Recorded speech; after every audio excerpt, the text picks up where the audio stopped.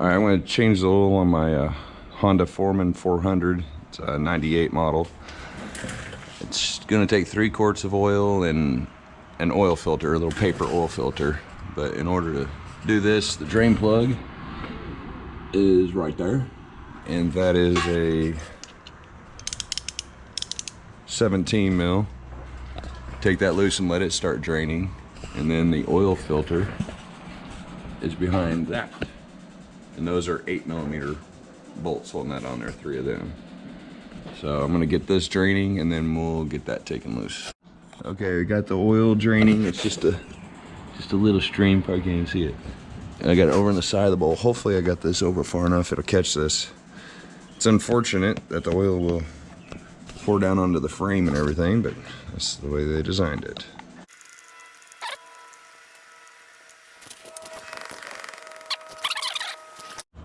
All right, I got the first 2 out there. I'll take this one loose. Okay, see if we can get that to just come loose with our hand. Yeah, okay, I just pried on the top of it. It's coming loose. And, oh. See, it's draining down right there.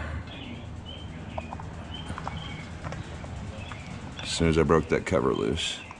Hey, it's enough to catch it though. Oh, a couple drops. Okay, now you just take the cover. There's your cover. And your oil filter.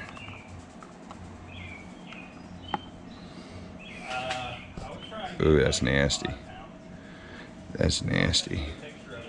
They said this thing's been sitting for 2 years. Oh.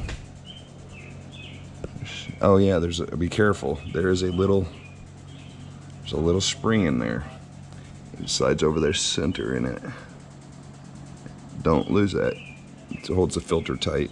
There's also a little O-ring right there in that top corner. I don't think the new one came with one of those, but I'll look. And there's also an O-ring on the cover right there. Let's see, where did I set that down at?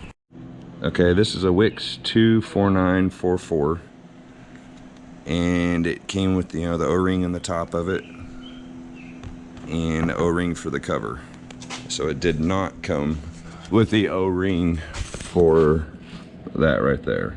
Okay, so I just took a little hook I had and pulled out the old O-ring, and the new one should slide on there pretty easy. There we go. Okay, it's gonna take me 2 hands to put this back together. Make sure that spring is in the center. That side goes in, the rubber part comes out, so that it can go in the center part there. And you just put it all back together and tighten the bolts down. Okay, so when you go to put this in here, you get your oil filter in there, then you put the cover on. You have to press it down all the way to get it in there, and you got 2 bolts started before you let go of that. Otherwise everything goes all crooked on you. So keep that pushed all the way in, put 2 bolts in, then you can put your 3rd bolt in. Okay, they're all tightened up. It's nice and flush all the way around. Looks good to me.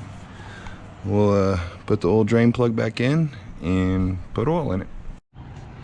Okay, so we got the oil filter in, all tightened up. We got the drain plug back in and tightened up.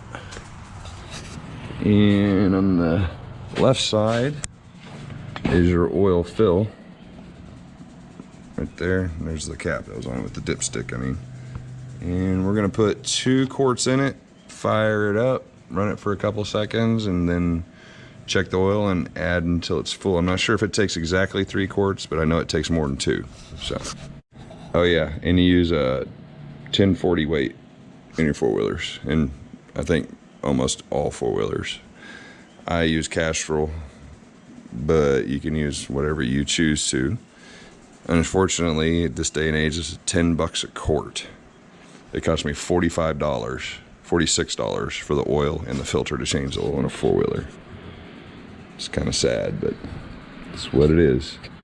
Okay, so I got 2 quarts of oil in it. Then I started it up, let it run for about 10-15 seconds, and then I shut it off and I went to check the oil and it shows full at 2 quarts.